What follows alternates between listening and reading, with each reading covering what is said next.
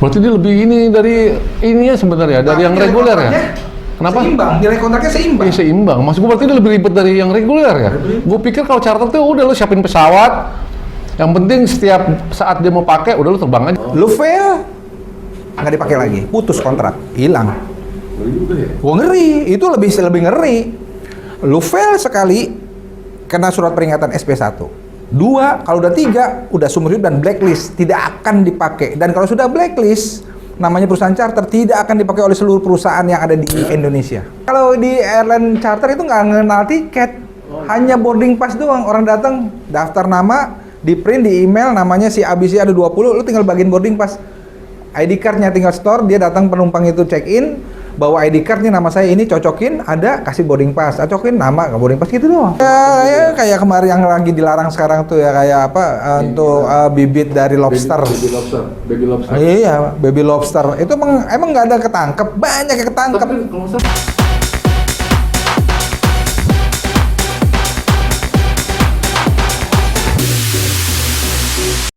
Oke, sekarang gini nih ya, misalnya gini nih, lu bilang setiap perusahaan ya dalam hal ini tentunya maskapai ya, lu bilang harus bisa apa sih mengikuti iklim di situ gitu kan, iklim situ.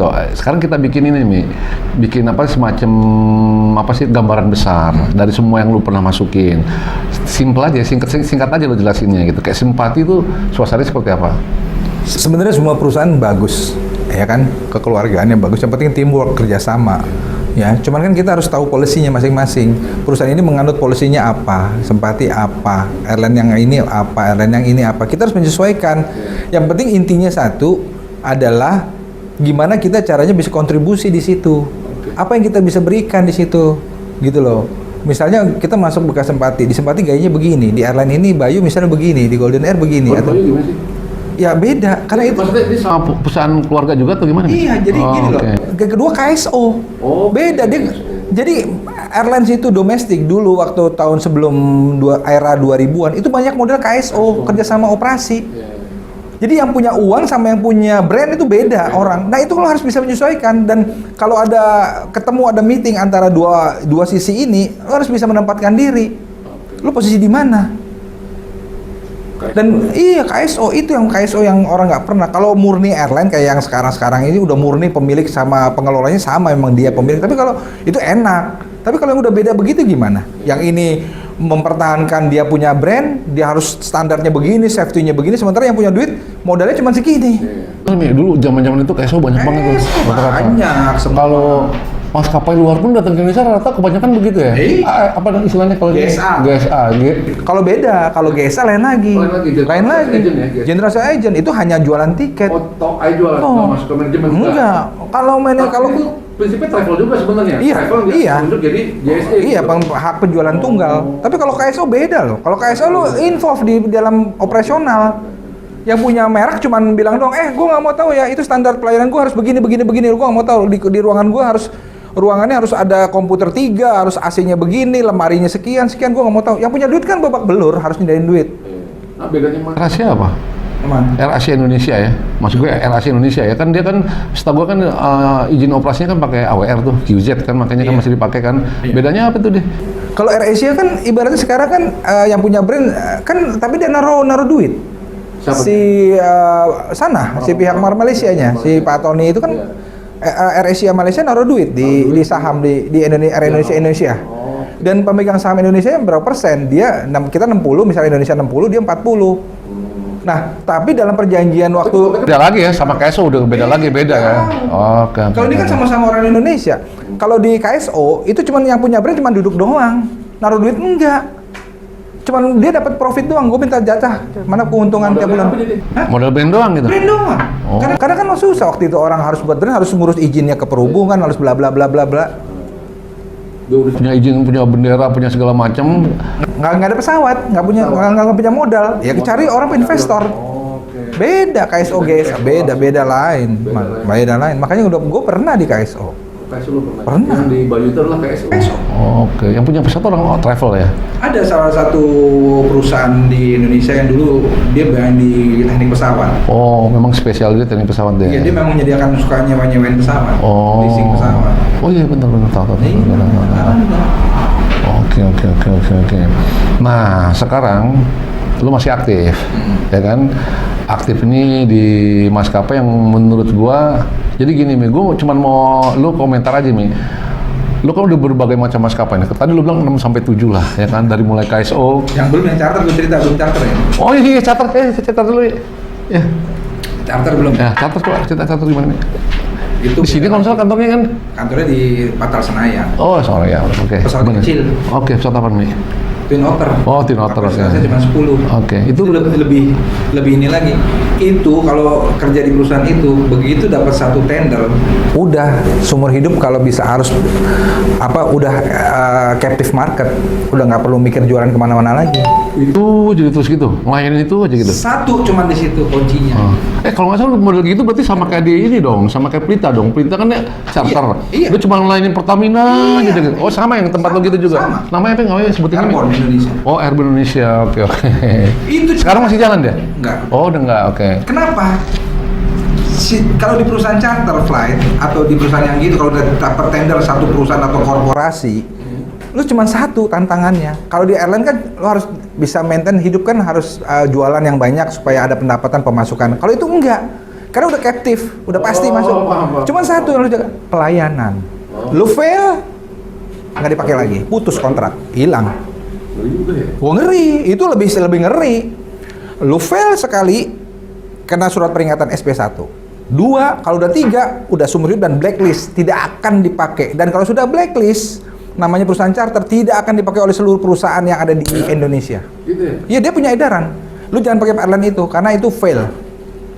Makanya, walaupun kelihatannya gampang, simple, cuman ngelayanin satu perusahaan, tapi di situ lu harus namanya menjaga standar mutu, quality. Jadi lu harus disiplin di situ. Tidak boleh fail. Semuanya standar. Dan mereka punya auditor. Dan auditornya bukan orang Indonesia, independen. Oh, iya. Dari mulai caranya, tahu nggak? Lu kalau udah audit namanya perusahaan minyak, perusahaan ini, lu auditnya bukan hanya ini, seember-ember, tempat sampahnya. Dihitung sama dia tetap. Bukan, lu harus standar Oh, standar. S hardware. Wow, set. Dongkrak untuk naik pesawat, lu minimal mereknya ini. Kunci. Keren itu. Kunci pas untuk buka baut misalnya di sini, lu harus yang kalau kita dulu kalau yang merek yang mahal itu Hankook yang S hardware banyak gitu. Lu tau nggak? Waktu gua kerja di perusahaan charter flight itu, untuk ngerapin kantor ininya di bandara, dan selalu kantornya di bandara sama ini. Itu semua equipmentnya, semua peralatan itu belanjanya minimal tuh di Informa sama S hardware. Wajib itu. Oh iya. Ini Charter bukan flight. maksudnya perusahaannya sama S hardware ada ini. Tidak. Enggak, dia Standar barangnya, lu nggak bisa beli di model kayak di pasar pagi. Ngobrolin maskapai ini nih, charter. Charter nih. Oh, charter ciri-cirinya. Karena lu pegang perusahaan minyak. Oh. Jadi peralatan di bengkel pesawat, di hanggar, karena gue sampai ngurusin hanggar. Hanggar itu kayak belanjanya segala macam, itu barang-barangnya dari Singapura, dari Amerika. Dan sudah ditentukan, kalau lu misalnya untuk ganti oli pesawat, lu alatnya harus begini. Sarung tangannya juga harus merek ini. Berarti gajinya dolar juga dong. Ya, karena itu tender di perusahaan-perusahaan minyak itu kita kan ngomongnya setahun, 2 tahun. Itu nilainya kan dolar, US dollar semua. Tadi gue bilang, tapi cuma satu, kalau lu fail sekali, surat peringatan dulu. Kalau udah sampai 3 kali selesai dan lu di blacklist, perusahaan lu tidak akan dapat kontrak dari semua perusahaan internasional, multi internasional yang ada di Indonesia yang beroperasi. Kebanyakan mayoritas ya yang charter pesawat itu umumnya itu oil company. Jadi oil company satu nge-blacklist lo, ya nge-blacklist satu oil company, kena semua itu langsung lo. Oh. Tapi kayak bang ya, satu nama jelek semua orang itu jelek. Lu tau nggak penumpang? Kayak gue setiap hari, gue harus ngecek namanya. Lu punya itu penutup kuping itu yang kayak busa kecil, itu harus stok. Dan gue belanjanya harus di S hardware yang satu plastik itu. Jadi penumpang itu setiap dia check-in harus gue sodorin itu. Tidak boleh tidak. Mau dibuang mau apa lu harus. Walaupun sama beli di pasar pramuka nggak boleh. Nggak boleh. Kelihatan nanti standarnya. Karena begitu nanti ada auditor dia, auditornya bukan auditor Indonesia, orang Australia. Sorry Mi, gue potong nih Mi. Maksud gue kok si pencharternya sampai segitu sih ngaturnya? Oh iya. Berarti gue mau charter lo tapi ini begitu. Oh Oke. dia yang ngajuin syarat. Oh iya. Gue mau dapat nih, Dang. Misal lu perusahaan oil company, gue udah dapat, Dang, gue mau handle perusahaan lu ya. Oke, lu bisa ikutin nggak requirement gue? Apa requirement lu sini? Gue baca, set banyak banget. Ember plastiknya mesti merek ini. Sampai segitunya. Iya. Berarti dia lebih ini dari ininya sebenarnya, dari yang Nilai reguler ya? kontraknya Kenapa? Seimbang, nilai kontraknya seimbang. Iya seimbang. Maksud gue berarti dia lebih ribet dari yang reguler ya?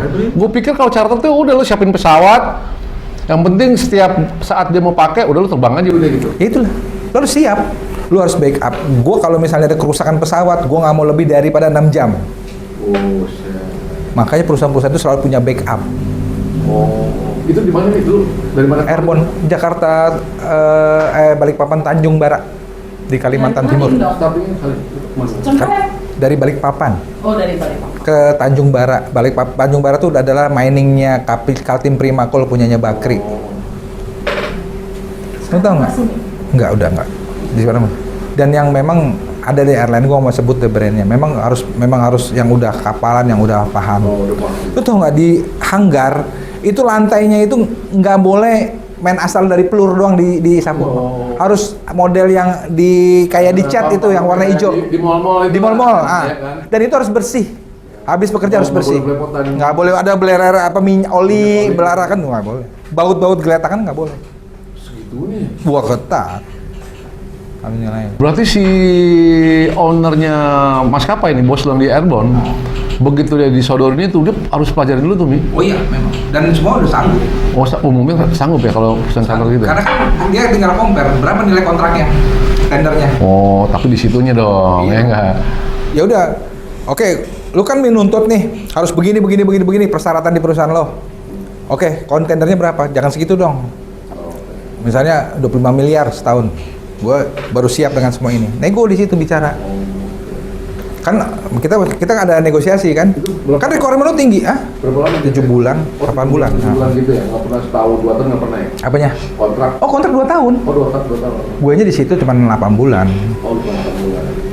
Memang kerjanya monoton itu kayak boring gitu. Lu tiap hari begitu aja. Kan dia doang sih, ngelayanin. Lah iya, cuman berangkat dan lu harus standby di bandara sebelum tamunya datang. Dan lu pulang setelah semua beres. Itu jauh dari ngecek harga tiket berapa, refund. Nah. Jauh lah ya, jauh tuh ya. Itu nggak loh. Kita kalau di airline charter itu nggak ngenal tiket. Hanya boarding pass doang. Orang datang, daftar nama, di print, di email, namanya si ABC ada 20, lu tinggal bagiin boarding pass. ID card-nya tinggal store, dia datang penumpang itu check in, bawa ID card-nya nama saya ini, cocokin, ada, kasih boarding pass. Cocokin nama, ke boarding pass gitu doang. Nah, sekarang gini, kalau untuk otomatis izinnya juga beda.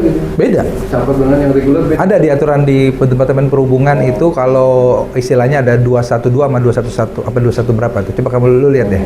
Itu ada di Google. Ada ya. Jadi izin pesawat reguler sama berjadwal sama tidak berjadwal itu beda izinnya. 212 tuh. Tapi kalau pesawat yang reguler juga bisa dicatat juga bisa. Ya, tapi kalau konteksnya istilahnya kalau itu on the spot ad hoc kalau di orang hotel bilang Coba case by case. Nah, lu jelasin dong. Ya, Contohnya misalnya kayak gimana contohnya? Misalnya gua travel nih, mau charter gitu. Boleh. Bisa semua mau gua, bisa. Bisa. Ada juga di sekarang di airline bisa di charter. Cuman modelnya juga bisa seperti charter itu. Cuman kan kalau kita bisa juga charter sama travel agent misalnya dalam jangka setahun. Ya. Gue punya market nih tiap hari warawiri Jakarta Denpasar. Gue mau charter pesawat lu setahun boleh. Kita juga bisa. Oh, bisa juga. Bisa juga. Cuman di sini kan bedanya kalau travel agent atau di airline di pesawat di penerbangan reguler, orang kalau mau charter tuh harus emang sudah ada standarnya seperti itu. Setahu gue itu harus di luar jadwal yang reguler. Iya, itu kan tergantung waktu negosiasi ketemu. Ya. Anda mau nyarternya jam berapa, hari apa, apakah harus jam segini, kita adanya begini kan di situ lah makanya proses negosiasinya di situ. Bicara ngomong di situ, kita negosiasinya Pencharter maunya jam segini, ada nggak pesawat rotasi jam segitu yang available? Nggak ada, ada. Tapi itu ada hubungannya ke ini nggak? Misalnya nih travel, mau charter pesawat tempat lo kerja nih. Terus dia maunya jam segini gitu. Itu ada hubungannya ke apa sih, perizinan, ke perhubungan lagi, ke angsa pur? Ada, tetap ada dong, ada. Iya, ngurus termasuk include semua dalam biaya itu. Iya, iya, semuanya ada. Kalau harga ini sekian, bisa nggak gitu? Oke. Tapi biasanya begini, makanya kalau gini ya, makanya kenapa beda tadi ya kalau requirement-nya, kalau perusahaan minyak misalnya mau charter sama airline, karena airline itu sudah ada standarnya.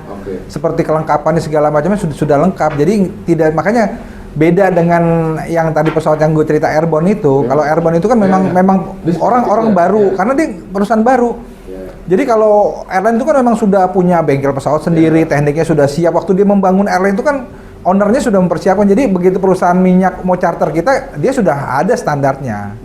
Dan pesawatnya yang digunakan juga beda. Kan kita pesawatnya kan nggak mungkin udah punya pesawat Boeing, punya pesawat jet, tapi istilahnya hanggarnya nggak punya, tekniknya nggak punya, kan nggak mungkin. Pasti sudah persiapkan semua, infrastrukturnya sudah siap. Jadi makanya mereka tinggal charter aja.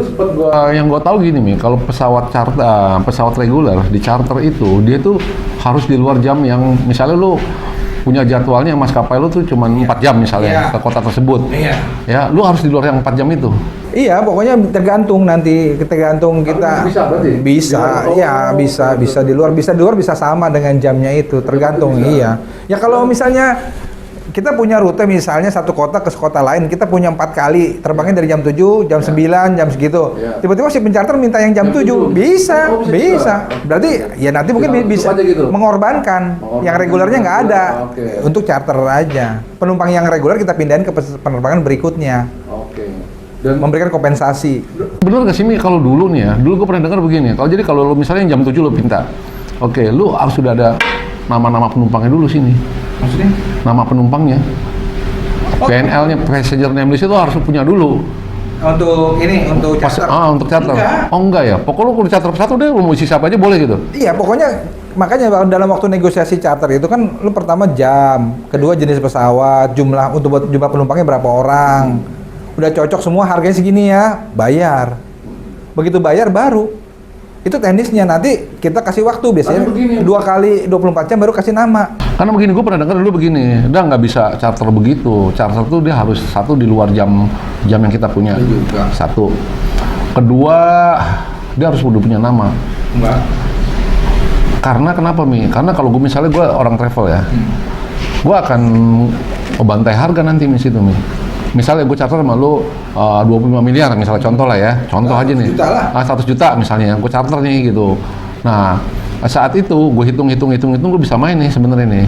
Nah, saat gue main itu, misalnya Jakarta Medan misalnya, ya Jakarta gue jual berapa yang menurut gue udah untung ya. Nah, terus begitu juga dengan baliknya. Nah, saat gue menentukan harga gue sendiri, itu kan bisa merusak harga yang udah ada. Harga kayak maskapai lo nih, Mi. Lu jual harga 400. Karena gue hitung gue charter lebih untung, gue bisa jual 300, Mi. Kan kita lihat, makanya di situ bukan itu adalah motivasi dari pencharter. Nah, disitulah insting seorang airlines. Kan kita waktu negosiasi pertama kan kita ngobrol, kita tahu lu charter buat kapan, buat ini, untuk apa. Udah dikelirin dulu. Ujuk-ujuk datang mau charter nih. Iya kan, bukan kan gue harus juga minta nanti kan kita kan ketemu dulu apa keinginan pencharter, kita kumpulin dulu, abis itu baru kita olah. Kita lihat kan di rute itu ada pesawat gue reguler. Kenapa orang ini mau charter? Ada something apa? Kalau memang kira-kira itu membahayakan jadwal reguler kita nggak rilis. Akan begitu. Iya, lu sama aja matiin kita. Oh iya, samanya. Nah, itu kan disitulah seorang airline, seorang yang benar-benar udah di airline tuh harus punya insting seperti itu. Beda. Motivasinya apa? Misalnya kan, instansi pemerintah misalnya. Loh, kan acara-acara tertentu, misalnya gathering, acara ada konferensi, ada seminar, acara internasional itu kan beda. Kalau ini kan dia mau jual, istilahnya mau jual bebas, mau fight sama kita pesawat reguler kita, loh kok jadi lucu kan, kita nggak mungkin dong kita merestui hal-hal yang begitu, yang kayak kita nggak ngasih, oh ya silakan deh lu bunuh gue deh, gitu kan nggak mungkin, kasarnya begitu kan nggak mungkin, kan kita punya rute reguler, malah kita sarankan ngapain charter, kan pesawat kita reguler ada di situ, pakai aja pesawat kita. Kita kasih harga grup, ngapain lu charter? Kecuali emang tidak ada penerbangan di rute itu. Oh, oke. Itu. Itu charter ya. Nah, satu yang belum diterangin juga nih di kargo nih. Ya kan, lu sempet di kargo kan, setahu gua kan, sales marketing lagi. Bener nggak? Selalu di bidang sales and marketing gitu kan, selalu begitu tuh di kargo. Nah dulu lu di gua kurang ini deh, lu gimana sih marketnya? Karena kan gini. Dulu gue sempet lu tanya, Dang, lu kenal sama orang sana nggak gitu? Gue sebutlah Lorena misalnya kan. Oh kenal, lu kontak ini aja gitu kan. Akhirnya lo, padahal sono kan setahu gue kargo juga gitu. Itu apa sih yang makanya gue bilang, seorang kan gue bilang, makanya kembali lagi jam terbang juga kadang-kadang ya gue nggak tahu ya, alhamdulillah lah punya naluri begitu. Kalau naluri sales sudah tahu, lu begitu masuk satu lu harus jual produk, apalagi jasa, kemana lu harus kejar? Lu harus kargo, kemana lu harus cari barang? Beda sama jualan manusia. Kalau jualan barang itu ketahuan travel agent, ketahuan ke instansi. Kalau barang kemana? Dan lu harus tahu mana yang lu tembak, lu harus sasaran targetnya. Kalau kargo lu harus cari perusahaan yang pengirim barang dong. Iya, kedua pengirim barang juga banyak kategorinya. Kategori yang ada yang ngirim biasa ngirim ikan, general kargo, bla bla bla kan banyak. Spesialis. Lah ada gitu gue belajar. Ya itulah, makanya disitulah instingnya. Gue pikir kargo main hajar semua, nggak bisa. Ada khusus handphone itu, iya, oh yang ngirim barang-barang elektronik, biring-biring sayuran. Ada yang ngirim hanya marin produk, ada yang wah banyak itu lagi. Apa sih bibit-bibit ikan? Iya, ya, kayak kemarin yang lagi dilarang sekarang tuh ya kayak apa untuk bibit dari lobster.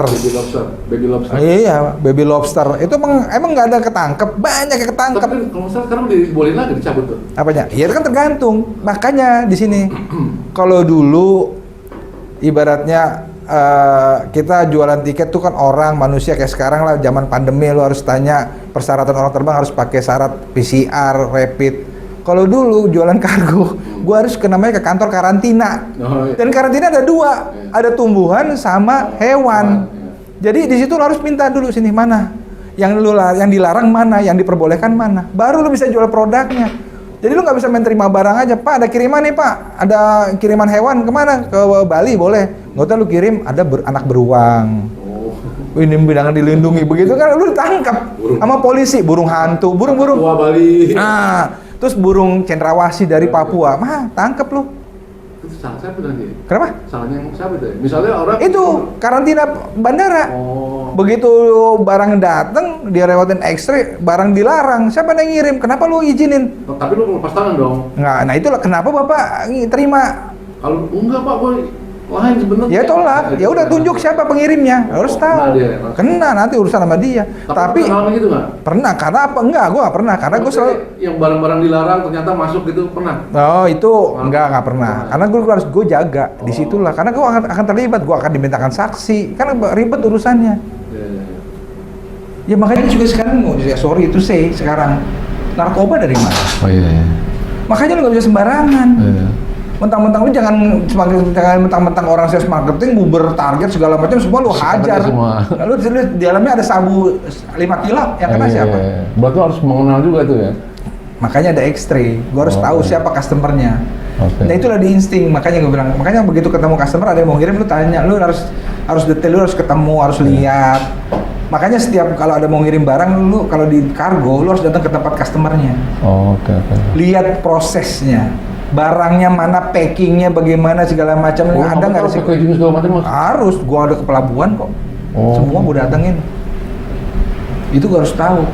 Misalnya ada orang mau ngirim, kemana datengin. Oh, mesti datang, mesti lu lihat sendiri. Oh ini aman. Kalau nggak, bukan hanya merugikan perusahaan juga, perusahaan kita, tempat kita bekerja. Iya. Lu gimana sih dapat customer malah yang bermasalah kan itu.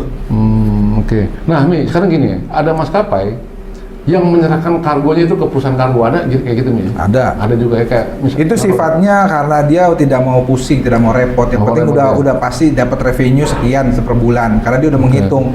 Kalau kargo sekian minimal operasional pesawat udah bisa tertutupi. Makanya diserahkan ke satu perusahaan. Ada banyak yang kayak ada gitu. beberapa. Tapi kayak gitu kan kadang-kadang kurang sehat. Kurang sehat gitu? Iya, karena didikte. Gimana sih didikte? Iya. Kan dengan begitu kan lu cuman udah pasti yakin sebulan satu pesawat ini cuma dapat dari kargo cuma 20 juta. Iya. yang ngeblok itu bisa dapat untung 30 juta, 10 juta yang harusnya masuk ke perusahaan malah masuk ke kantong dia pribadi. Tadi lu bilang awalnya dia nggak mau pusing memang. Yang penting adalah Iya, kan ada kan bilang ada baik ada buruknya. Buruknya seperti itu. Buruknya seperti itu. Kita tidak udah ditakar. Oh, udah ketak udah. Sudah. Hebat-hebat tuh cuma 20 juta. Iya, 20 juta hebat-hebat. Padahal dia dapatnya bisa berlipat-lipat gitu. Nah iya. Oh. Kan kayak tapi masih ada sekarang masih yang mau juga begitu. Ada itu Ada, beberapa kita nggak bisa sebut.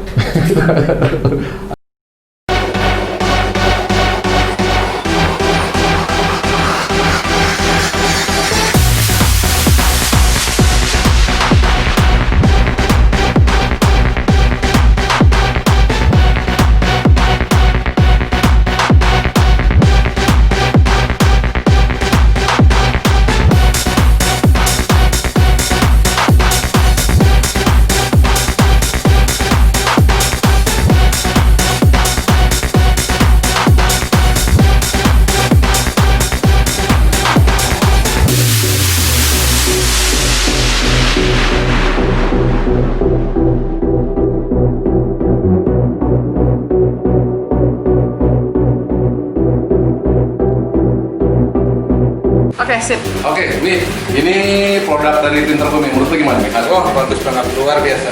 Halus ya, nih? Halus. Halus ya? Bahan juga bagus, Mantap ya? enak. Gambarnya juga lebih cerah. Cerah ya? Dan kedua nggak ada model begini. Oh, Enak. dan kita bisa custom. Iya, bisa custom. Oke. Printernya mana printernya? Nyatin dulu dong. Oke. Mantap, oke. Thank you.